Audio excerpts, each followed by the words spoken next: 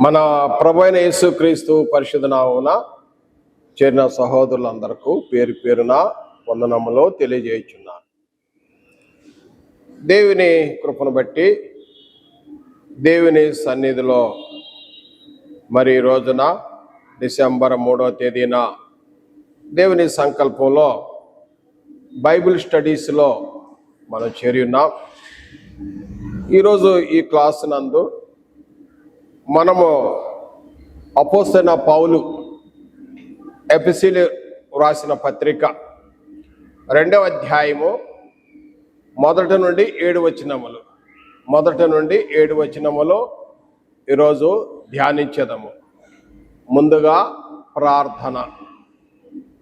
ప్రార్థనతో ప్రారంభించుకుందాం. మహాపరిశుద్ధైన తండ్రి, స్తుతి స్తోత్రములు మీ ప్రియ కుమారుడు యేసుక్రీస్తు నామమున ప్రార్థన చేయుచున్నాం. తండ్రి ఇదిగో తండ్రి, మీ కృపలో మమ్మల్ని జ్ఞాపకం చేసుకుంటున్నాం. తండ్రి, మిమ్మల్ని జ్ఞాపకం చేసుకుంటూ మీరు కూడా మమ్మల్ని జ్ఞాపకం చేసుకున్నందులకై స్తుతి స్తోత్రములు చెల్లిస్తున్నాం. వాక్యం మీద కనుక మీరు మాకు బోధించండి, మీరు మాతో ఉండమని యేసుక్రీస్తు నామమున ప్రార్థించి వేడుకొనుచున్నాము తండ్రి, ఆమేన్. ప్రియమైన సోదరులారా, ఈరోజు వాక్య భాగము చదువుకుందాం. ఎఫెసీయులకు రాసిన పత్రిక 2వ అధ్యాయం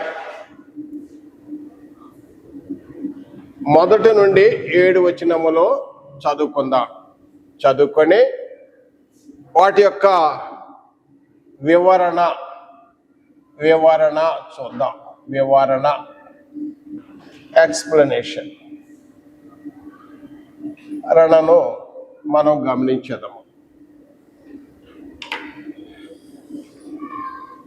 అపోస్తలుడైన పౌలు ఎఫెసీయులకు రాసిన పత్రిక 2వ అధ్యాయం 1 నుండి 7 వచనములో, మీ అపరాధముల చేతనో పాపముల చేతనో మీరు చచ్చిన వారై ఉండగా ఆయన మిమ్మను క్రీస్తు కూడా బ్రతికించెను. మీరు వాటిని చేయిచు వాయుమండల సంబంధమైన అధిపతిని అనగా అవిధేయులైన వారిని, ఇప్పుడు ప్రేరేపించు శక్తికి అధిపతిని అనుసరించి ఈ ప్రపంచం ధర్మము చొప్పున మునుపు నడుచుకుంటిరి. వారితో కలిసి మనమందరమును శరీరము యొక్కయు మనసు యొక్కయు కోరికలను నెరవేర్చుకొనుచు మన శరీర ఆశలను అనుసరించి మునుపు ప్రవర్తించుచు కడము వారి వలె స్వభావ సిద్ధముగా దైవోగ్రతకు పాత్రులమై ఉంటిమి. ఆయనను దేవుడు కరుణా సంపన్నుడై ఉండి మనము మన అపరాధముల చేత చచ్చిన వారమై ఉండినప్పుడు సైతము మన ఎడల చూపిన తన మహా ప్రేమ చేత మనను క్రీస్తు కూడా బ్రతికించెను.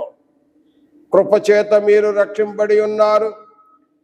క్రీస్తు యేసునందు ఆయన మనకు చేసిన ఉపకారము ద్వారా అత్యధికమైన తన కృపా మహిదైశ్వర్యమును రాబో యుగములలో కనపరచు నిమిత్తము క్రీస్తు యేసునందు మనలను ఆయనతో కూడా లేపి పరలోకమందు ఆయనతో కూడా కూర్చుండబెట్టెను.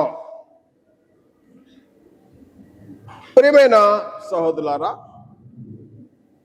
ఈరోజు ఈ వాక్య భాగాన్ని 7 వచనాలు, పదమంటే పదము, వచనమంటే వచనము, మనము ఇందులో వివరణ తెలుసుకుందాం.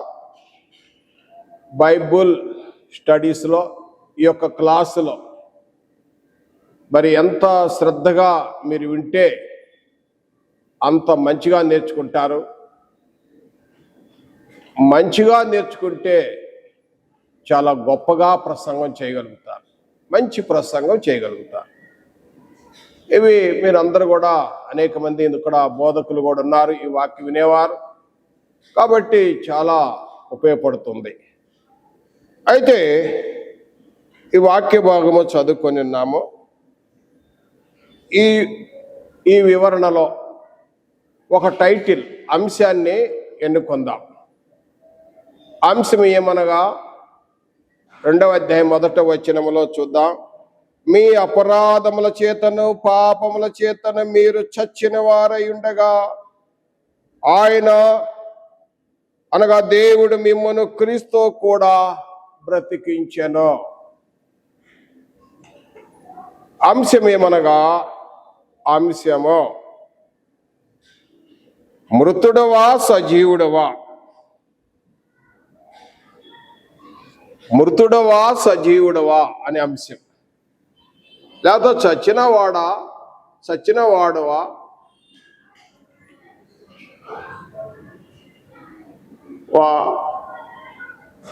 లేక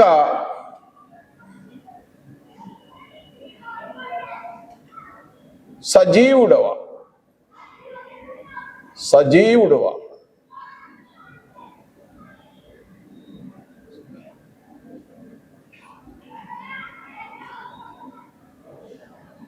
సజీవుడువా, ఇది ప్రశ్న. అనగా డెడ్ టు గాడ్,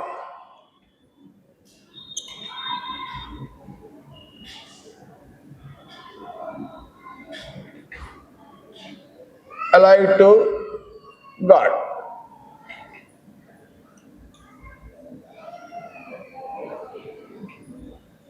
ఇది అంశం. సజీవుడవా లేక మృతుడువా, చచ్చినవాడవా సజీవుడువా అనే అంశం. ఈ అంశం మీద మనము 7 వచనాలు మనం చదువుకుందాం. చదువుకుంటూ అంశమైతే ఏమనగా మృతుడవా సజీవుడవా, లేకపోతే చనిపోయిన వాడవా జీవించి ఉన్నావా, డెడ్ ఆర్ లైవ్, ఇద్దరు. అయితే మొదటి 3 వచనాలు ఎఫ్సి పత్రిక 2వ అధ్యాయము మొదటి 3 వచనములో చూసినట్లయితే ఇది మొదటి 3 వచనములు. 2వ అధ్యాయము మొదటి 3 వచనములో ప్రాచీన స్థితి కనిపిస్తుంది. ప్రాచీన స్థితి, ఓల్డ్ కండిషన్, ప్రాచీన స్థితి ఏంటంటే చూడండి, మీ అపరాధముల చేతను పాపముల చేతను మీరు చచ్చిన వారై ఉండగా ఆయన మిమ్మును క్రీస్తు కూడా బ్రతికించెను. మీరు వాటిని చేయించు వాయుమండల సంబంధమైన అధిపతిని అనగా అవిధేయులైన వారిని ఇప్పుడు ప్రేరేపించే శక్తికి అధిపతిని అనుసరించి ఈ ప్రపంచ ధర్మం చొప్పున మునుపు నడుచుకుంటేరి. వారితో కలిసి మనమందరము శరీరము యొక్కయు మనసు యొక్కయు కోరికలను నెరవేర్చుకొనొచ్చు మన శరీర ఆశలను అనుసరించి మునుపు ప్రవర్తించితిమి. కడమ వారి వలె స్వభావ సిద్ధముగా దైవోగ్రతకు పాత్రులమై ఇంటిమి. ఈ మొదటి 3 వచనాలు వివరణ మీరు గమనించగలరు. ఈ మొదటి 3 వచనాలు మనం చూసినట్టయితే ఎఫ్సి పత్రిక 2వ అధ్యాయం మొదటి 3 వచనాలలో చూసినట్టయితే ఇది ప్రాచీన స్థితిలో చనిపోయిన స్థితిగా ఉన్నది. ఏంటంటే దేని వలనంటే మీ అపరాధముల చేతను పాపముల చేతను చచ్చిన వారైన పరిస్థితిలో ఉంది మానవుని స్థితి. దేవుని దృష్టిలో బైబిల్ బోధిస్తుంది, పౌలు గారు వివరణ చేస్తున్నాడు. పరిశుద్ధాత్మ చేత ప్రేరింపబడి వ్రాయబడిన ఈ బైబిల్ లేఖనం ఏ విధంగా అంటే మీ అపరాధముల చేతను పాపముల చేతను మీరు చచ్చిన వారై ఉండగా. 5వ వచనంలో కూడా మొదటి భాగంలో మన అపరాధముల చేత చచ్చిన వారమై ఉండగా అంటే మృతులై ఉండగా అని అర్థమిస్తుంది. ఎందుకంటే ప్రియమైన సహోదరుల, కొలసీ పత్రికలు కూడా 2వ అధ్యాయము 13వ వచనములో మృతులై ఉండగా, మీరు మృతులై ఉండగా అంటారు. కారణం ఏంటంటే ఎఫ్సి పత్రికలోనే మరలా కొద్దిగా వివరణ చేస్తాను. ఎలా మృతులై ఉన్నారు, చనిపోయిన వాళ్ళమా ఎట్టవుతుంది అనే ప్రశ్న రావచ్చు. ఎందుకు అంటే ఎఫ్సి పత్రిక 4వ అధ్యాయములో 18వ వచనములో చూసినట్లయితే, వారైతే అందమైన మనసు గలవారై తమ హృదయ కాఠిన్యము తనలో ఉన్న అజ్ఞానం చేత దేవుని వల్ల కలుగు జీవములో నుండి వేరై తమ మనసునకు కలిగిన వ్యర్థతను అనుసరించి నడుచుకొనిచున్నారు. జీవములో నుండి వేరయ్యారు, అందుచేత మృతులయ్యారు. బ్రతికే ఉన్నాడు మనిషి, కానీ బ్రతికే ఉన్నాడే కానీ చనిపోయిన కింద లెక్క. ఎందుకంటే ఇక్కడ రాయబడి ఉంది, కారణం ఏంటంటే మీ అపరాధముల చేతను పాపముల చేతను పడి చచ్చి ఉండగా. ఇది తర్వాత చూసినట్టయితే ఎందుకు మృతుడు లేక చనిపోయిన వాడిగా ఉన్నాడు అంటే, మళ్ళా ఇదే 2వ అధ్యాయంలోనే 2వ వచనములో 3వ భాగం నేను చదువుతున్నాను. కారణం ఏంటంటే, వారిని ఇప్పుడు ప్రేరేపించు శక్తికి అధిపతిని అనుసరించి ఈ ప్రపంచ ధర్మం చొప్పున మునుపు నడుచుకుంటేరి. ఈ ప్రపంచ అనగా ఈ లోకము మర్యాద చొప్పున, ఈ ప్రపంచ ధర్మం చొప్పున నడుచుకున్నారు. కోర్స్ ఆఫ్ ది వరల్డ్, ఈ ప్రపంచ ధర్మం చొప్పున నడుచుకున్నారు. ఎవరంటే 2వ అధ్యాయం 2వ వచనంలో ఎవరు అధిపతి అంటే 2వ అధ్యాయం 2వ వచనంలో, మీరు వాటిని చేయించు వాయుమండల సంబంధమైన అధిపతిని అనగా అవిధేయులైన వారిని. వాయుమండల సంబంధమైన అధిపతి ఎవరు? ఈ అధిపతి అంటే యేసు ప్రభువారే చెప్పాడు. ఈ అధిపతి ఎవరంటే ఈయన లోకాధిపతి అన్నమాట, ఈ లోకాధికారి. యేసు ప్రభువారు వచ్చేసరికి ఈ లోకాధికారి ఉన్నాడు. యోహాను సువార్త 12వ అధ్యాయము 31వ వచనములో, 12వ అధ్యాయం 31వ వచనంలో, 14వ అధ్యాయం యోహాను సువార్త 30వ వచనములో ఈ లోకాధికారి వచ్చుచున్నాడు, వాడు బయటికి త్రోసివేయబడును.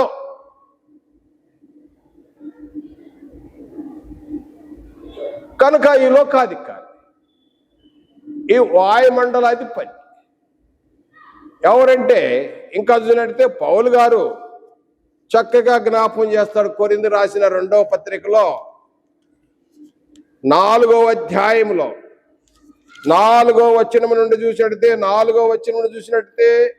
దేవుని స్వరూపి ఉన్న క్రీస్తు మహిమ. క్రీస్తు ఎవరు అంటే దేవుని స్వరూపం క్రీస్తు. దేవుని స్వరూపి ఉన్న క్రీస్తును మహిమను కనపరచు సువార్త ప్రకాశము వారికి ప్రకాశికున్న నిమిత్తము ఈ యుగ సంబంధమైన దేవత అవిశ్వాసులైన వారి మనోనేత్రములకు గ్రుడ్డితనము కలుగజేశాను. ఈ యుగ సంబంధమైన దేవత ఈ లోకాధికారి, ఈ వాయుమండల అధిపతి అంటే సాతాను అనుసరించి నడుచుకున్న స్థితిలో ఉండటం వలన ఏం జరిగిందంటే, కనుక ఈ లోకమును అనుసరించి ప్రపంచ ధర్మం చొప్పున నడుచుకోవటం వలన ఏం జరిగిందంటే, మరి అప్పుడు ప్రాచీన పరిస్థితి ఏంటంటే, దుష్ట శక్తులు మనల్ని వశము చేసుకున్నాయి. దుష్ట శక్తులు క్రీస్తునందు రాకముందు క్రీస్తుకు దూరంగా ఉన్నప్పుడు ఏం జరిగిందంటే దుష్ట శక్తులు మనను వశపరుచుకోవటం వలన వాని యొక్క అధికారంకు లోబడటం వల్ల తాను ఎలా చెప్తున్నాడో అలా నడుచుకుంటూ వెళ్ళిపోయాం. అది పరిస్థితి. ఒకప్పుడు నా పరిస్థితి కూడా అనేక సార్లు నేను ఈ విషయాన్ని తెలియజేస్తూ ఉంటాను. ఒకప్పుడు ప్రాచీన స్థితిలో ఇప్పుడు నవీన స్థితిలో ఏమున్నానో తేటగా ఆ తేడా కనిపిస్తుంది. ఏంటంటే యాకోబు భక్తుడు పేతురు భక్తుడు అంటాడు. పేతురు రాసిన 2వ పత్రిక 2వ అధ్యాయము 19వ వచనంలో ఏమంటాడంటే అక్కడ చూసినట్టయితే ఒకడు దేని చేత జయింపడునో వాడు దానికి దాసుడవుతాడు. యేసు ప్రభువారు చెప్పారు. యోహాను సువార్త 8వ అధ్యాయం 34వ వచనం పాపము చేయవాడు పాపమునకు దాసుడైపోయాడు. కనుక ఈ లోకాధికారి క్రింద ఉన్నప్పుడు దుష్ట శక్తులు మనలను వశపరుచుకోవటం వలన ఆ దుష్ట శక్తులు ఏ విధంగా ప్రోగ్రామ్ షెడ్యూల్ చేసిందో ఆ విధంగా మునుపు నడుచుకొనొచ్చు.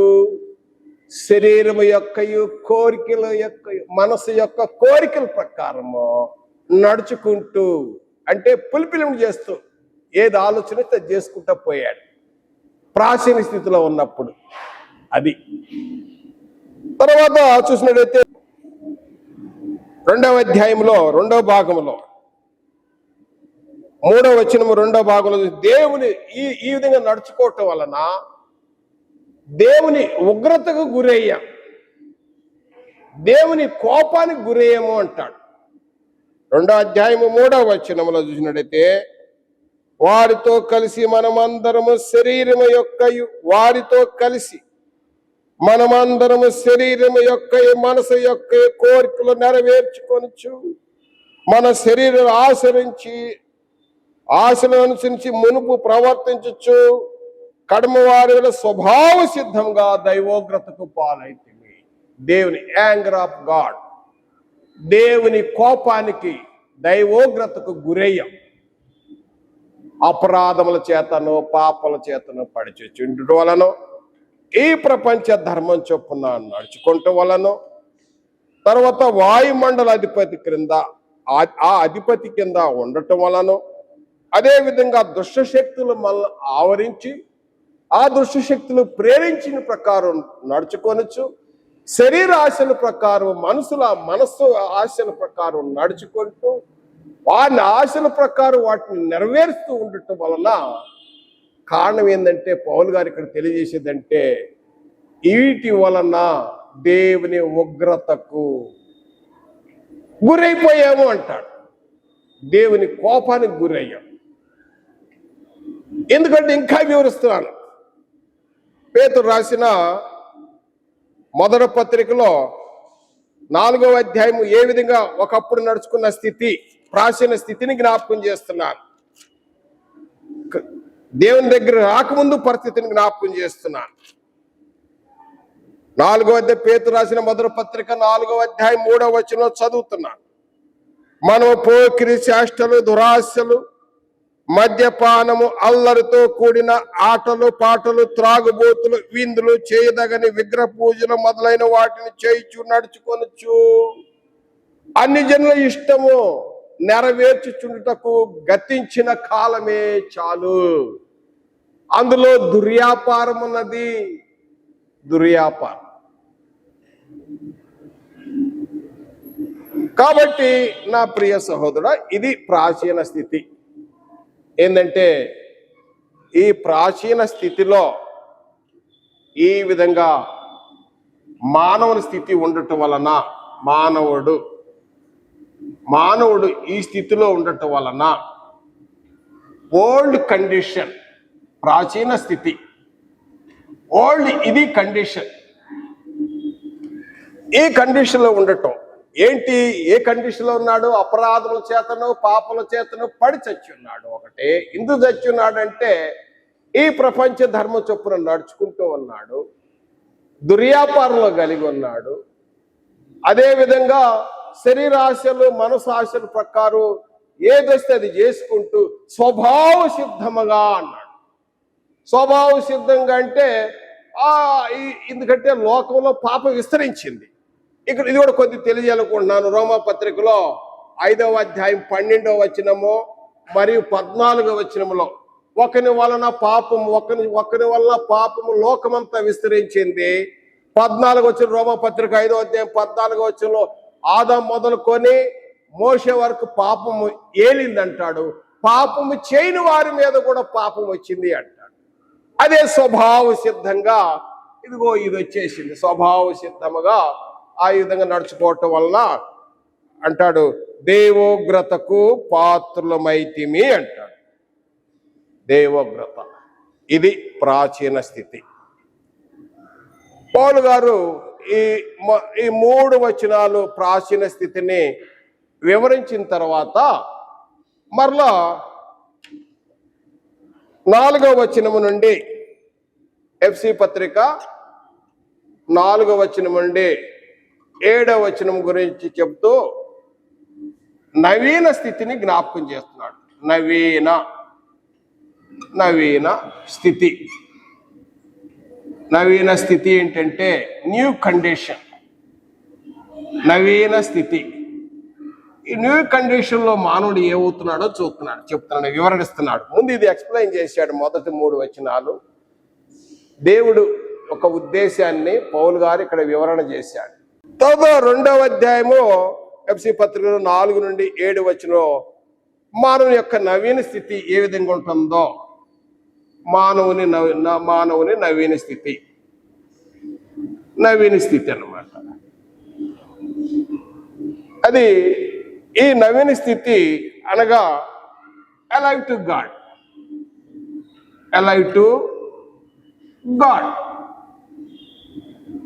నవీన స్థితి. ప్రాచీన స్థితి ఏంటి? Dead to God. ఇది ప్రాచీన స్థితి. నవీన స్థితి అలైవ్ టు గాడ్. ఈ విషయాన్ని ఇప్పుడు వివరణ చేస్తాను. దయచేసి గమనించండి. ఎఫెసీయులకు రాసిన పత్రిక 2వ అధ్యాయం 4 నుండి 7 వచనాలు మరలా చదువుతున్నాను. ఆయనను దేవుడు కరుణా సంపన్నుడై ఉండి మనం మన అపరాధముల చేత చచ్చిన వారమై ఉండినప్పుడు సైతము మన ఎడల చూపిన తన మహా ప్రేమ చేత మనను క్రీస్తు కూడా బ్రతికించాను. కృపచేత మీరు రక్షింపబడి ఉన్నారు. క్రీస్తు యేసునందు ఆయన మనకు చేసిన ఉపకారము ద్వారా అత్యధికమైన తన కృపా మహిదైశ్వర్యం రాబో యుగములలో కనపరచు నిమిత్తము క్రీస్తు యేసునందు మనలను ఆయనతో కూడా లేపి పరలోకమందు ఆయనతో కూర్చుండబెట్టాను. ఈ వచనాలు ఈ రెండవ భాగంలో చూసినట్లయితే ప్రియమైన సహోదరులారా గమనించాలి. మొదటి భాగములో పాపుల పరిస్థితిని పౌలు గారు తేటగా తెలియజేశాడు. మొదటి 3 వచనాల్లో తెలియజేసిన తర్వాత ఇప్పుడు నవీన స్థితిని జ్ఞాపకం చేస్తాడు. 4వ వచనం నుండి 7వ వచనం న్యూ కండిషన్. ఈ నవీన స్థితి ఏ విధంగా ఉందంటే చూడండి, క్రీస్తు కూడా మనలను బ్రతికించాను అంటున్నాడు. ఆయన మనలను క్రీస్తు కూడా బ్రతికించాను. క్రీస్తుతో కూడా ఎలా బ్రతికించాడు అని అంటే మనం పరిశుద్ధ గ్రంథమే పరిశీలన చేయాలి. యేసు ప్రభువారు చెప్పారు. గమనించాలి. కొన్ని లేఖన భాగాలు తెలియజేస్తున్నాను, నోట్ చేసుకోవాలేను. యోహాను సువార్త 14వ అధ్యాయం 6వ వచనంలో నేనే మార్గమును సత్యమును జీవమును, నా ద్వారానే తప్ప తండ్రి యొద్దకు ఎవరును రారు అని చెప్పాడు. I am the way, the truth and the life. The అని ఉపయోగించాడు. డెఫినెట్ ఆర్టికల్ ఉపయోగించాడు. తర్వాత చూసినట్టయితే యోహాను సువార్త 1వ అధ్యాయం 4వ వచనములో, యోహాను సువార్త 1వ అధ్యాయం 4వ వచనంలో ఆయనలో జీవం ఉన్నది. క్రీస్తు కూడా ఎలా బ్రతికించాడు అనే విషయాన్ని చూసినట్టయితే మనకందరూ తెలిసిన వాక్యమే, సండే స్కూల్ గురించి తెలుసు.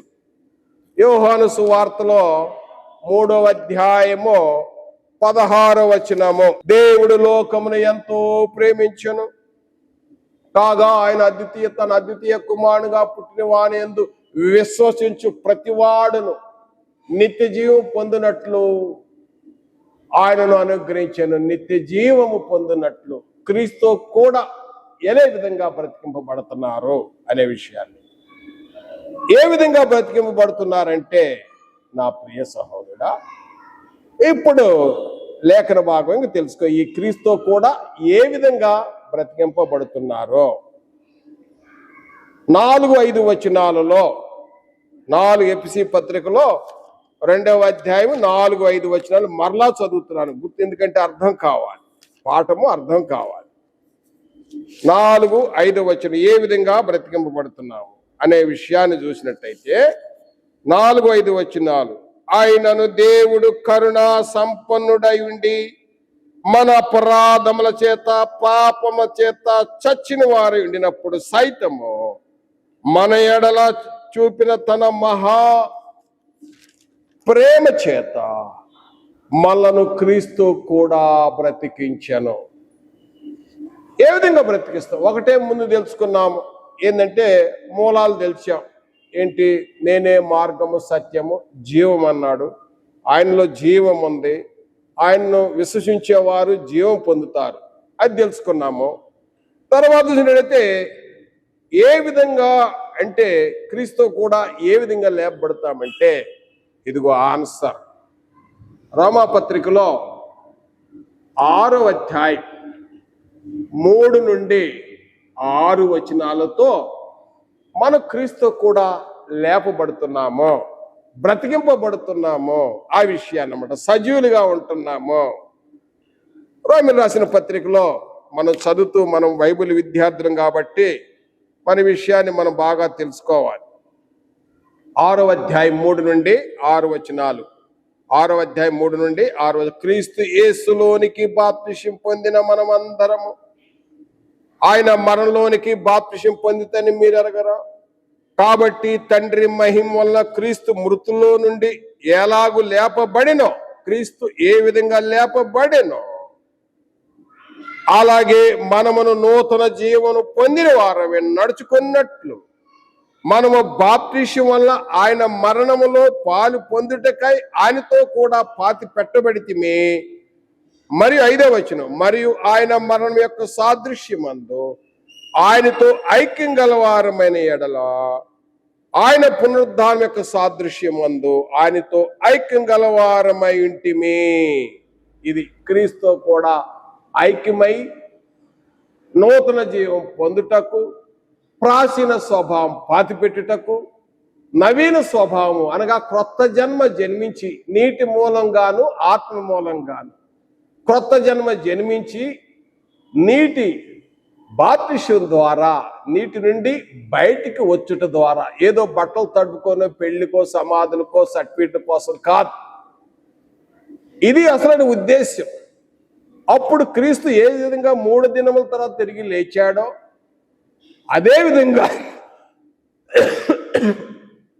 ఆ మరణ సమాధి పునరుద్ధారణ సాదృశ్యమైన బాప్తిసంలో మనం కూడా క్రీస్తు కూడా బ్రతికింపబడ్డాము. అది తర్వాత అయితే నా ప్రియ సహోదరుడా, ఈ విషయాన్ని మనం ఇంకా గమనించుదాం. మరి అలాంటి పరిస్థితుల్లో మరి ఎఫెసీ పత్రిక 2వ అధ్యాయం 7వ వచనంలో, 2వ అధ్యాయం 7వ వచనం చదువుతున్నాను. క్రీస్తునందు మనలను ఆయనతో కూడా లేపి, అంటే క్రీస్తునందు మనలో ఆయనతో ఏ విధంగా లేపాడు? ఆయన మరణ సమాధి పునరుద్ధానము బాప్తిసములో క్రీస్తు కూడా ఐక్యత అవటం వలన క్రీస్తులాగా జీవించటానికి క్రొత్త జన్మ జన్మించి కాబట్టి తర్వాత ఇంకేం జరిగింది? పరలోకమందు ఆయనతో కూడా కూర్చుండబెట్టాను అన్నాడు. పరలోకులు కూర్చోబెట్టాడంట. కొత్తలో నాకు అర్థం కాల, స్టార్టింగ్లో క్రైస్తుడని కొత్తలో ఏంది మనం ఇక్కడ భూలోకంలో ఉన్నాం, పరలోకులు ఎట్ట అయింది, ఎట్ట కూర్చున్నామని అర్థం కాదు. కూర్చుండబెట్టాను అంటున్నాడు. ఏ విధంగా అంటే నా ప్రియ సహోదరా, ఇది కూడా గమనించాలి. ఏ విధంగా అంటే పరలోకము లేకపోతే దేవుని రాజ్యము, పరలోక రాజ్యము ఒకటే మీనింగ్ ఇస్తాయి. పరలోకమందు కూర్చుండబెట్టాను. ఈ పరలోకం గురించి, ఈ దేవుని రాజ్యాన్ని గురించి యేసు ప్రభువారు ముందే అనేక సార్లు చెప్పాడు.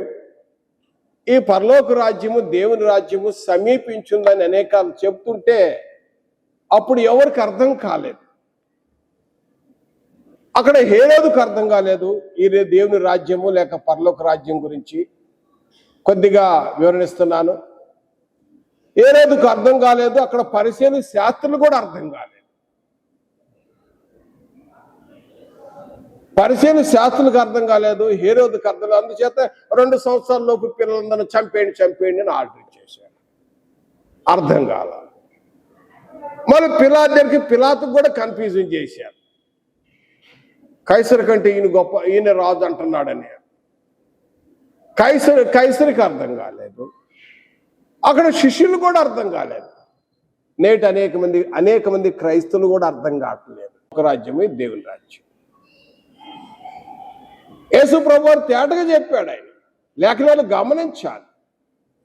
యోహాను సువార్త 18వ అధ్యాయం 36వ వచనంలో, యోహాను సువార్త 18వ అధ్యాయం 36, నా రాజ్యము ఇహ సంబంధమైనది కాదు, మీ మధ్య ఉన్నదని చెప్పాడు. తర్వాత పరిశీలన కూడా అడిగారు.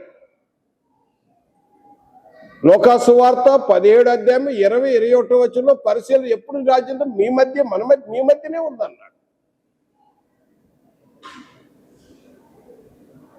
లోకాసు వార్త 12వ అధ్యాయము 32వ వచనం, లోకాసు వార్త 12వ అధ్యాయము 32వ వచనంలో, చిన్న మంద భయపడకుడి, పరలోక రాజ్యం దేవుని రాజ్యం మీకు ఇష్టం, తండ్రికి ఇష్టమైనది అన్నాడు.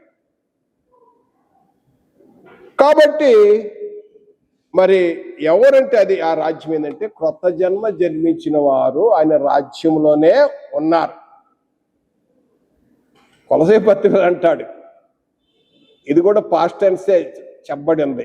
ఆయన కొలసీ పత్రిక 1వ అధ్యాయం 13వ వచనం, 1వ అధ్యాయం 13వ, ఆయన మనల్ని అంధకార సంబంధమైన అధికారులను విడుదల చేసి తాను ప్రేమించిన కుమారుని యొక్క రాజ్య నివాసులుగా చేశాను అన్న. అంటే ఆయన రాజ్యంలో ఉన్నామని అర్థం. ఒకసారి అక్కడ చూడండి, ఆ బోర్డు చూడండి. అందువల్ల మనం నిత్య రాజ్యము పొంది దైవ కృప కలిగి ఉందము, ఆ కృప కలిగి దేవునికి ప్రీతికరమైన సేవ చేయదము, ఏలనగా మన దేవుడు దహించి అగ్ని అయి ఉన్నాడు. ఆయన రాజ్యంలోనే ఉన్నాడు. ఆయన రాజ్యంలో, అదే ఎఫ్సి పత్రికలో 2వ అధ్యాయం 7వ వచనంలో జ్ఞాపకం చేస్తున్నాను. క్రీస్తు యేసునందు మనలను ఆయనతో కూడా లేపి, అంటే ఆయన మరణ సమాధి పునరుద్ధానమునందు అనగా బాప్తిసమందు క్రొత్త జన్మ జన్మించుట వలన, నూతన సృష్టి అవుట వలన, మరియు ఇక్కడ పరలోక రాజ్యంలో ఆయనతో కూడా కూర్చుండబెట్టాను. ఇదండి ఈ 7 వచనాల్లో మొదటి భాగము, మొదటి 3 వచనాల్లో ప్రాచీన స్థితి, మానవుడు చనిపోయిన స్థితి, చచ్చిన స్థితి అనగా లోకము, ఈ ప్రపంచం ధర్మం చొప్పున ఈ లోకాధికారి కింద ఉన్నప్పుడు పరిస్థితి ఇది పౌలు గారు వివరణ చేశాడు. తర్వాత ఇన్ క్రైస్ట్, క్రీస్తు నందు ఉన్నప్పుడు దేవుడు చూపిన మహాప్రేమ, దేవుడు మనకెంతో ఉపకారం చేశాడు. మహా ఉపకారం, మామూలు ఉపకారం కదా, మహా ఉపకారం, గొప్ప ఉపకారం చేశాడు దేవుడు. తన మహదైశ్వర్యం బట్టి క్రీస్తు నందు క్రీస్తుతో కూడా మనల్ని కూర్చోండబెట్టాను అంటాడు. క్రీస్తు అంటే ఏంటి?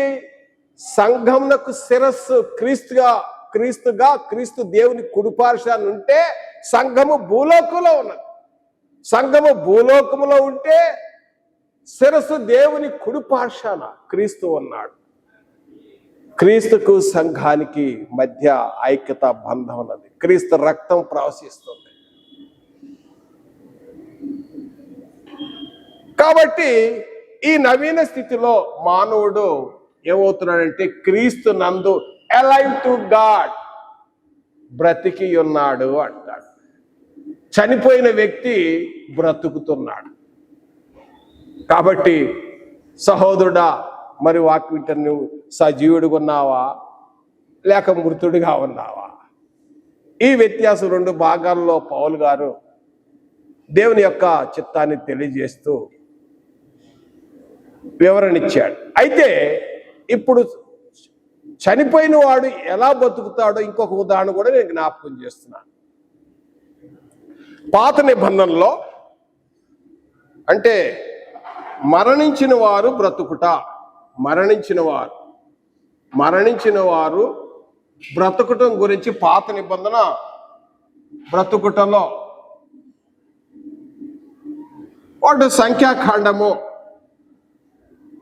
21వ అధ్యాయం మొదటి 4వ వచనము నుండి 9వ వచనముల వరకు నేను వివరణిస్తాను.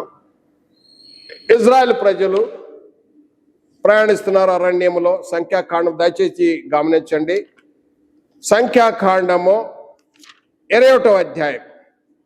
మీరందరూ కూడా లేఖన భాగం గమనించాలి, అప్పుడు బాగా తేటగా అర్థమవుతుంది. అక్కడ ఏం జరిగిందంటే ఇజ్రాయెల్ ప్రజలు మోషే మీద అహరోను మీద సణుగుతూ దేవునికి విరుద్ధంగా దేవుడు అన్ని కార్యాలు చేసినప్పటికి కూడా వారు అవిశ్వాసులై అవిధేయులై తిరుగుబాటు చేస్తూ ఉన్నారన్నమాట. ఆ పరిస్థితి ఇక్కడ చూస్తున్నాం. 4వ వచనం సంఖ్యాకాండము 21వ అధ్యాయం. అంటే చనిపోయిన వారు ఏ విధంగా బ్రతుకుతున్నారు అనే విషయాన్ని పాత నిబంధన ఉదాహరణ దృష్టాంతాన్ని నేను జ్ఞాపకం చేస్తున్నాను. వారు ఎదోము దేశమును చుట్టూ పోవలని హోరు కొండ నుండి ఎర్ర సముద్ర మార్గున సాగినప్పుడు మార్గయాసలో యాసం చేత జనులు ప్రాణము సొమ్మచిల్లెను. కాగా ప్రజలు దేవునికి మోషేకు విరోధంగా మాట్లాడి, ఈ అరణ్యంలో చచ్చుటకు ఐగుప్తులోండి మీరు మమ్మల్ని వెలుపల ఇక్కడికి రప్పించి ఆహారం లేదు, నీళ్లు లేవు, శౌచారం లేని అన్నము లేదు, అసహ్యంగా ఉన్నాయి. అందుకు యెహోవా ప్రజలను తాపకరమైన సర్పలు పంపెను. అవి ప్రజల్లో కరువుగా ఇజ్రాయెల్ అనేక మంది చనిపోయిరి. దయచేసి లేఖన భాగం గమనించాలి. ఇజ్రాయెల్ ప్రజలు చూసినట్లయితే 21వ అధ్యాయము 4 నుండి 9 వచనాల్లో ఇప్పుడు మనం చదివాము. ఈ యొక్క ప్రయాణములో అక్కడక్కడ తిప్పుతున్నాడు.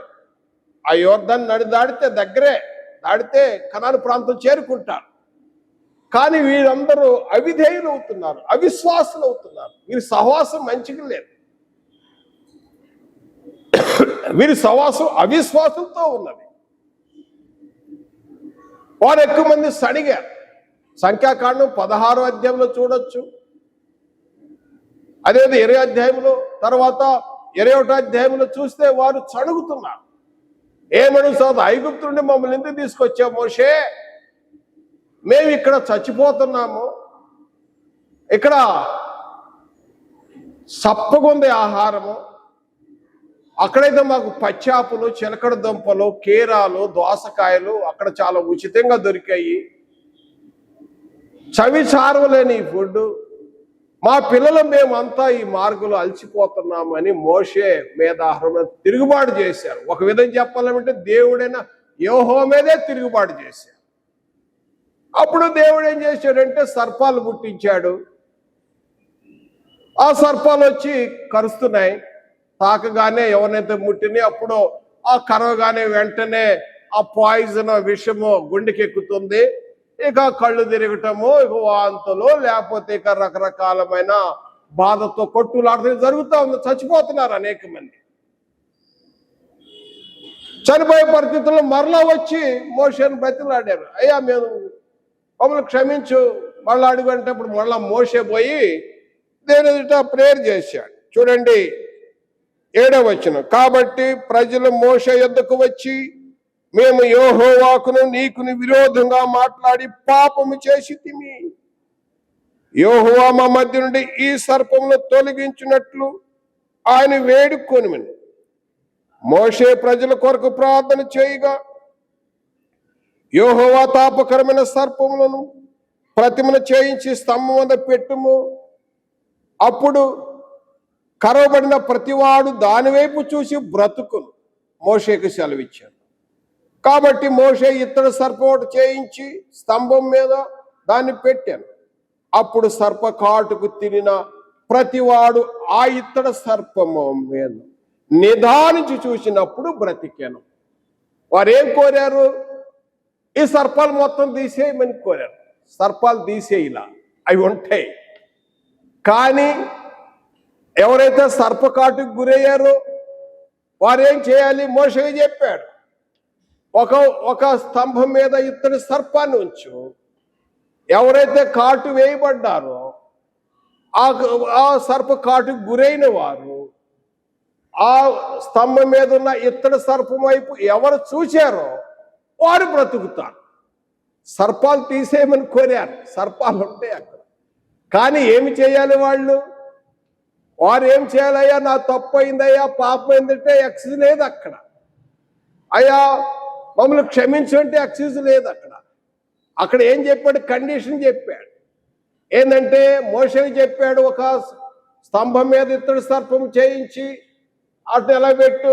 ఎవరైతే సర్పానికి కాటుకు గురయ్యారో ఆ ఇత్తడి సర్పం వైపు, ఆ స్తంభం మీద ఉన్న సర్పం వైపు చూసిన వాళ్ళు, నిదానించి చూసిన వాళ్ళు బ్రతుకుతారు. ఆ కాటుగానే చనిపోయే స్థితిలో నిదానించి చూశారనుకో, మళ్ళీ ఆ విషయం దిగిపోతా ఉంది. ఆ విధంగా బ్రతికారు. ఇది జరిగిన విషయం. పాత నిబంధన అంటే చనిపోయిన వాళ్ళు ఆ స్తంభం మీద ఉన్న ఇత్తడి సర్పాన్ని చూసినప్పుడు బ్రతికారు. చనిపోయిన వాళ్ళు బ్రతికారు. ఎఫ్సి పత్రికలో ఇదే కదా మనం చదివింది. ప్రాచీన స్థితి, చనిపోయిన వాడు క్రీస్తునందు బ్రతుకుతున్నాడు అనే విషయాన్ని జ్ఞాపకం చేస్తున్నప్పుడు యేసు ప్రభు వారు చెప్పారు.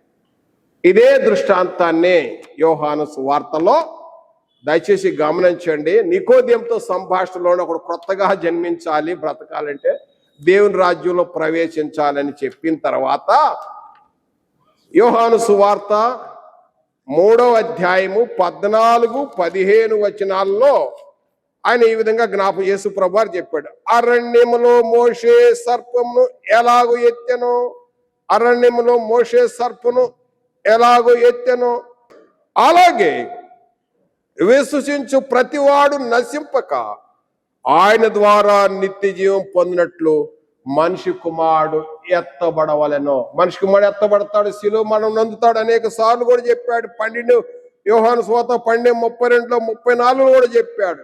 మనిషి కుమారుడు ఎత్తబడతాడు, సిలువేయబడతాడు. ఆయన సిలువ వైపు చూస్తే అక్కడ సర్పం వల్ల చచ్చారు, ఇప్పుడు క్రీస్తు నందు బ్రతుకుతారు. క్రీస్తు సిలువ ద్వారా బ్రతుకుతారు. ఆ రోజున అరణ్యములో మోషే సర్పమును ఎలాగో ఎత్తెనో అలాగే విశ్వసించు ప్రతివాడు నశింపక ఆయన ద్వారా నిత్యజీవం పొందినట్లు క్రీస్తు ద్వారా బ్రతుకుతారు. ఇదండి. అందుచేత ప్రవచనాలు కూడా ఉన్నాయి. ఏంటి? యెషయా గ్రంథము 45వ అధ్యాయం 32వ వచనములో, భూదిగంత నివాసులారా ఆయన వైపు చూసి రక్షణ పొందండి. ఆయన వైపు చూడండి. అన్ని జనులారా ఆయన వైపు చూసి రక్షణ పొందండి. కీర్తన 22:27, కీర్తన 22:27. అన్ని జనులు కూడా ఆయన వైపు చూసి రక్షణ పొందుతారు. కాబట్టి రక్షణ ఆఖరిగా రక్షణ. రక్షణ అంటే ఏంటి? ఇదొక ప్రశ్న. రక్షణ మిమ్మల్ని అడిగారు అనుకో, రక్షణ అంటే ఏంటండి, వాట్ ఈస్ ద డెఫినేషన్?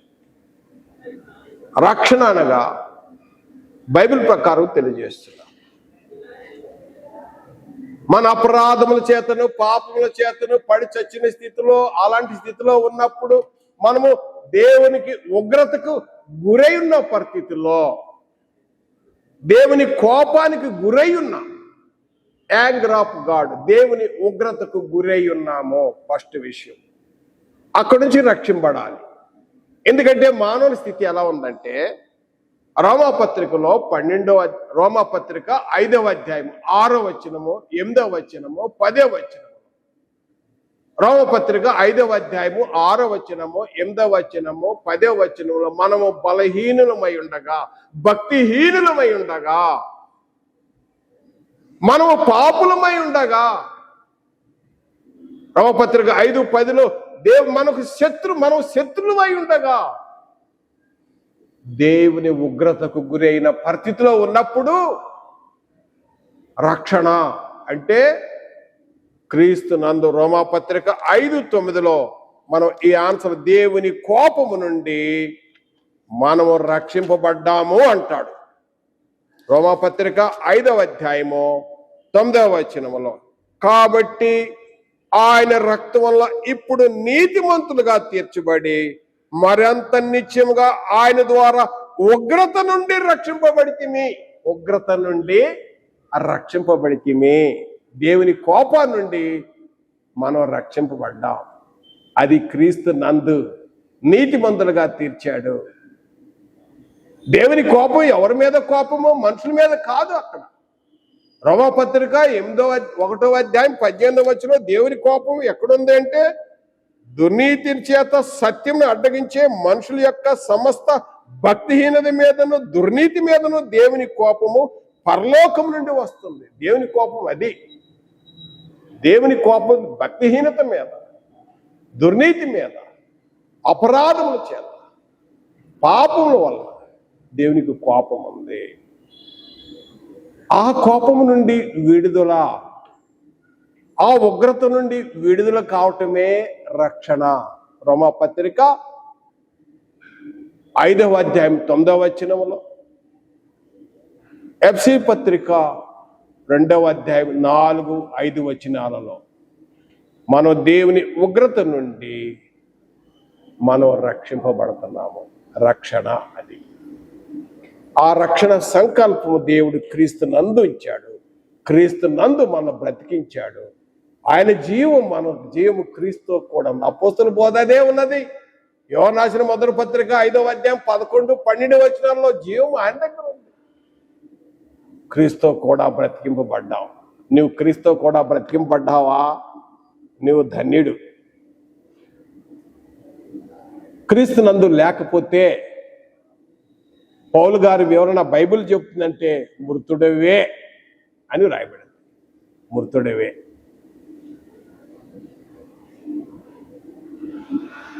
దేవుడి మేలత్వం ఆశ్రయించుగాక. ఆమేన్. ప్రార్థన చేసుకుందాం. మహాపరిశుద్ధైన తండ్రి, స్తుతి స్తోత్రములు. ఈరోజు ఎఫ్సీ రాసిన పత్రిక 2వ అధ్యాయం 1-7 వచనాల్లో మేము ధ్యానించున్నాం. మొదటి భాగము ప్రాచీన స్థితి, 2వ భాగము నవీన స్థితిలో క్రీస్తు నందు మేము రక్షింపడ్డాం. తండ్రి, క్రీస్తు నందు మీరు మాకు చూపిన మహా ప్రేమను బట్టి, మీరు మాకు చేసిన ఉపకారాన్ని బట్టి, మీ యొక్క మహా ఐశ్వర్యం బట్టి, మహదైశ్వర్యం బట్టి కృతజ్ఞతలు చెల్లిస్తున్నాం. తండ్రి, మీరు మాకు ఇచ్చిన రక్షణకై స్తుతి స్తోత్రములు, ఘనత, మహిమ, ప్రభావములు చెల్లిస్తున్నాము తండ్రి. ఒకప్పుడు మా స్థితి అదే. అపరాధముల చేత, పాపల చేత పడిసిచ్చి సచ్చిన స్థితిలో నుండి సజీవులుగా ఉంచినందుకు కృతజ్ఞతలు, స్తోత్రాలు చెల్లిస్తూ ఈ సత్యాన్ని అనేక మందికి తెలియజేయుచుండగా, ఈ సత్యాన్ని తెలుసుకున్నటకు మనోనేత్రములు వెలిగించమని, మంచి హృదయం, మంచి మనక్షాక్షి మాకు అనుగ్రహించమని యేసుక్రీస్తు నామమున ప్రార్థించి వేడుకొనుచున్నాము తండ్రి. ఆమేన్.